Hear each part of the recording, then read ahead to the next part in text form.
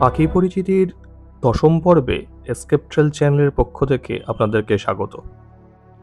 আজকে আমরা এতটাই অনন্য একটি পাখিকে নিয়ে আলোচনা করব যে একটি মাত্র পাখির বৈশিষ্ট্য নিয়েই এই একটি গোটা এপিসোড হবে। এই পাখিটি হলো পায়েড অ্যাভোসেট। এই পায়েড অ্যাভোসেটের বাংলায় কিন্তু একটা খুব সুন্দর নাম আছে। তার এই নামটি হলো খোয়াজ। নামটির মধ্যেই যেন লুকিয়ে রয়েছে এর সৌন্দর্যতা।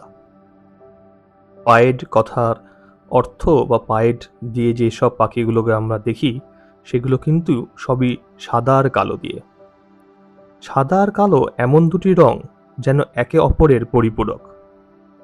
এই দুটি রঙের যে কম্বিনেশন তৈরি হয় সেই কম্বিনেশন যেন থেকে তার সৌন্দর্য থেকে যেন চোখ ফেরানোই দায় হয়ে যায়। আপনারা যারা নতুন এই চ্যানেলটিকে দেখছেন, এই ধরনের আরও পাখির পরিচিতি সম্বন্ধে জানতে অবশ্যই চ্যানেলটিকে সাবস্ক্রাইব করে রাখুন। ভিডিও ভালো লাগলে লাইক করুন, কমেন্ট করুন, শেয়ার করুন।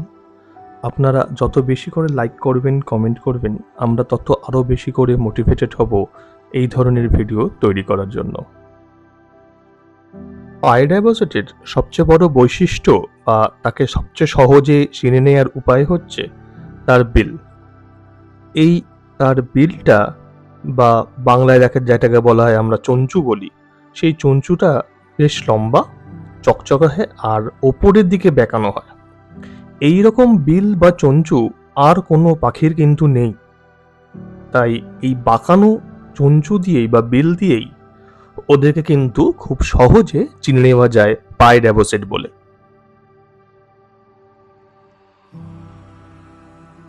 পায়েড অ্যাভোসেটকে আমরা আমাদের আশেপাশের জায়গাগুলোর মধ্যে সাধারণত কামদুনি বা খড়িবাড়ি অঞ্চল যে যে জলা জায়গাগুলো রয়েছে বা বিশেষ করে যে মাছের ভেড়িগুলো রয়েছে সেইখানে রিটার্ন মাইগ্রেশনের সময় কিন্তু খুব বেশি পরিমাণে দেখতে পাই।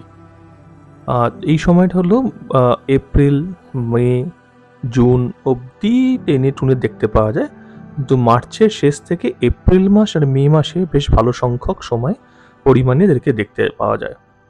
ইদানিংকালে যে কামারগান্দি বলে নতুন বার্ডিং হটস্পটটি উঠে এসেছে, সেই বার্ডিং হটস্পটে কিন্তু এই বছর প্রায় এপ্রিলে এক দিনকে 1500, 2000 করে পাখির কাউন্ট দেখতে পাওয়া গেছে। পূর্বে বা কয়েক বছর আগে পর্যন্তও খড়িবাড়ি একমাত্র আমাদের পরিচিত জায়গাগুলির মধ্যে একটি জায়গা ছিল যেখানে প্রতি বছর রিটার্ন মাইগ্রেশনের সময় কিন্তু পায়েড অ্যাভোসেটকে দেখতে পাওয়া যায়। তবে আমি ব্যক্তিগতভাবে প্রথম পায়েড অ্যাভোসেট রিটার্ন মাইগ্রেশনের সময় দেখেছিলাম কিন্তু পূর্বস্থলীতে, যদিও ফ্লাইটে, কিন্তু আমার ব্যক্তিগতভাবে লাইফার বলতে পায়েড অ্যাভোসেট দেখা কিন্তু পূর্বস্থলীতে। আপনারা যারা যেতে ইচ্ছুক এই রিটার্ন মাইগ্রেশনের সময় পায়েড অ্যাভোসেট বা খোয়াজ দেখার জন্য, আমি ডেসক্রিপশন বক্সে এর গুগল ম্যাপ লোকেশনগুলো দিয়ে দেবো। তাহলে আপনারা অবশ্যই করে সেই সময় গিয়ে পৌঁছতে পারলে অবশ্যই দেখতে পাবেন পায়েড অ্যাভোসেটকে। যেহেতু ভেড়ি অঞ্চল, সেই জন্য একদম সকালের দিকে আর একদম বিকেলের দিকে গেলে আপনাদের আবহাওয়া বা পরিবেশটা অনুকূল পাবেন এবং পাখি দেখার মজাটা আরও দ্বিগুণ থাকবে। এখানে এইসব জায়গাগুলোতে গেলে কিন্তু পায়েড অ্যাভোসেট ছাড়াও অন্যান্য জলচর পাখিও দেখতে পাবেন। এই পায়েড অ্যাভোসেট বা খোয়াজ পাখি কিন্তু সাধারণত দল বেঁধে থাকে। আমি ব্যক্তিগতভাবে একাধিক পায়েড অ্যাভোসেটের ফ্লকে সাধারণত বা ম্যাক্সিমাম 1500 থেকে 2000 পাখি দেখেছি। আপনারা যে ভিডিওর যে ছোট ছোট ক্লিপিংসগুলো দেখছেন সেখানেও কিন্তু এক একটি জায়গাতে 20টা 25টি করে পাখি রয়েছে। এরকম অগন্তি ভেড়িতে অগন্তি পায়েড অ্যাভোসেট কিন্তু এই রিটার্ন মাইগ্রেশনের সময় খড়িবাড়ি, কামারগান্তি আমাদের আশেপাশের জায়গাগুলোর মধ্যে আসে। আরেকটি বড় ফ্লক আমরা সাধারণত দেখে থাকি, সেটা হচ্ছে মেদিনীনগর বিচ। যে এই দীঘার কাছে, ওই জায়গাটির লোকেশনও আমি দিয়ে দেবো ডেসক্রিপশানে। এটা কিন্তু এই ভেড়ি অঞ্চলে ছোট ছোট যে গেড়ি গুগলি বা ছোট ছোট মাছ বা জলজ প্রাণী, এগুলোকে কিন্তু খাবার হিসেবে গ্রহণ করে।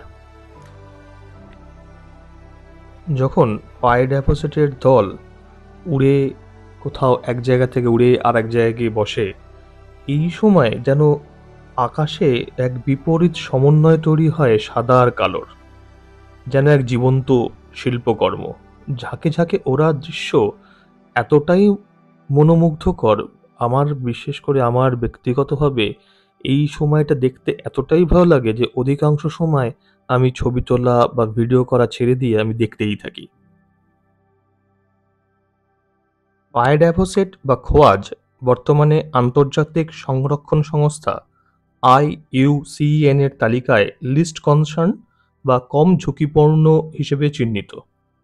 তবে যেভাবে আমাদের জলাভূমির ক্রমাগত ধ্বংস হচ্ছে, দূষণ এবং আবাসস্থল সংকোচনের ফলে ভবিষ্যতে এর সংখ্যা কমে যাওয়ার একটা কিন্তু সম্ভাবনা রয়েছে। তাই এদেরকে টিকিয়ে রাখার গুরুদায়িত্ব কিন্তু আমাদের কাছে এসেও বর্তায়।